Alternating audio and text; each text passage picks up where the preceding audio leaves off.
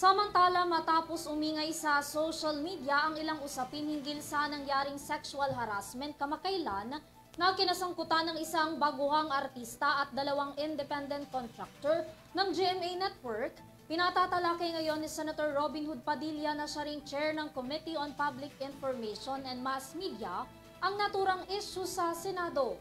Ayon sa senador, dapat daw na nabibigyan ng pansin ng mga kaugnay na usapin upang mabigyan ng hustisya ang mga nagiging biktima nito. Tungayan ang kabuuan ng balita sa aking report. Sa privilege speech ni Senator Robin Hood Padilla, nais nitong iakyat ang usapin ng sexual harassment sa Senado. Kaugnay yan sa kamakailang issue na kumalat sa social media na kinabibilangan ng isang mass media network at isang artista. Sabi ni Padilla, ang mga ganitong pangyayari ay hindi dapat pinalalampas, lalo na't may posibilidad na bigla na lang daw maglaho o mas-sensationalize ang mga katulad na usapin, lalo na pagdating sa sexual harassment.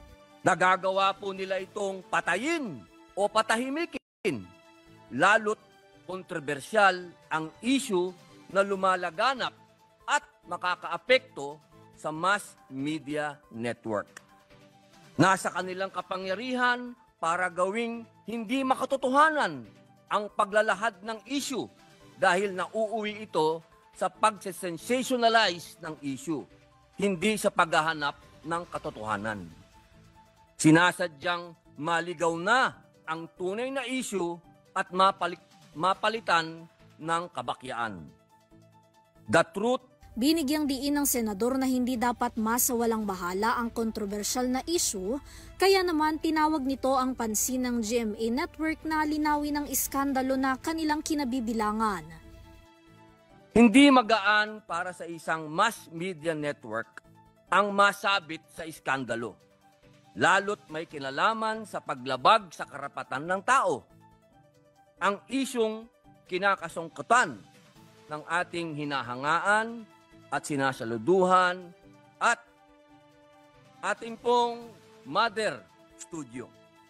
Ang network ng GMA7 ay kinakailangan po nilang malinawan kung ano po itong iskandalo na kanilang kinabibilangan.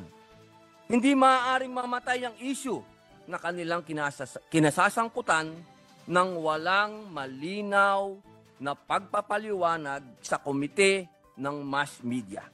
Dahil ito po ay obligasyon ng bawat mass media network bilang sila ang pinagkakatiwalaan ng marami nating kababayan.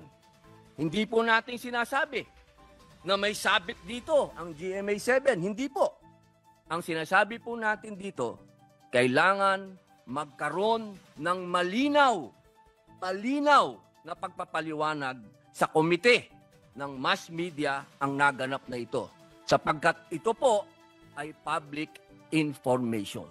Samantala, matatandaan na una nang naghain ng formal complaint ang artistang nakaranas raw ng sexual harassment laban sa dalawang independent contractor ng GMA Network, kung saan nagpahayag na rin ang naturang network ng sarili nilang investigasyon sa nasabing issue.